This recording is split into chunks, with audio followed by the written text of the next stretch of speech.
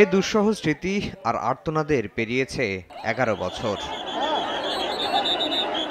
রানা প্লাজার সেই দুর্ঘটনা নাড়িয়ে দেয় গোটা বিশ্বকেই। কারখানার কর্মপরিবেশ ঠিক করতে চাপ পড়ে দেশের পোশাক শিল্পের ওপর।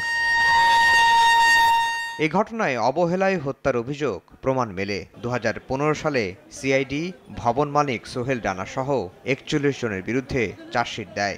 বিচার শুরু হয় পরের বছর। এরপর একের পর এক আসামি হাইকোর্টে যাওয়ায় মামলাটি বিচার থমকে থাকে 2022 সাল পর্যন্ত। মূল আসামি রানা হসপিটালে প্রায় অসুস্থ থাকেন। আবার জেলখানার থেকে রানাকে আনলে আসামি পক্ষের আইনজীবীরা এই বারবার ডেট দিলে তারা চিৎকার করে, আদালতে বিশৃঙ্খলা সৃষ্টি করে। রানা প্লাজা ধসের ঘটনায় সাক্ষী করা হয় 594 জনকে, কিন্তু এখন পর্যন্ত সাক্ষ্য দিয়েছেন মাত্র 85 জন। সাক্ষী যদি না আসে, প্রসিকিউশন বা বিচারকের কিছু করার থাকে না।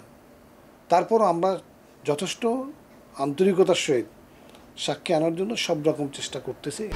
1, 2, 3 ঢাকায় জমি জিতে নিন 100% ক্যাশব্যাক সহ 20 কোটি টাকার পুরস্কার। গেল 15 জানুয়ারি রানা প্লাজার মালিক সোহেল রানার পক্ষে আপিল বিভাগে জামিন আবেদন করা হয়। সেখানে আপিল বিভাগ সাফ জানিয়ে দেন জামিন হবে না রানার। তবে এই মামলা 6 মাসের মধ্যে নিষ্পত্তির নির্দেশ দেওয়া হয়। অ্যাটর্নি জেনারেল বলছেন, সঠিক বিচারে সাজা হবে সবার। রানা প্লাজার এই ঘটনাটা কিছু মানুষের লোভের কারণে এই দুর্ভোগটা ঘটিয়েছে।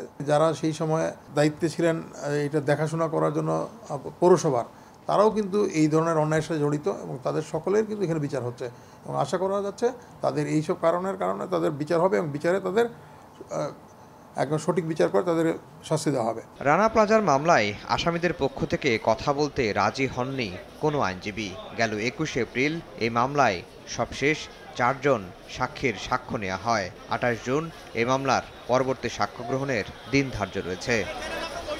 আফজাল হোসেন, সময় সংবাদ, ঢাকা।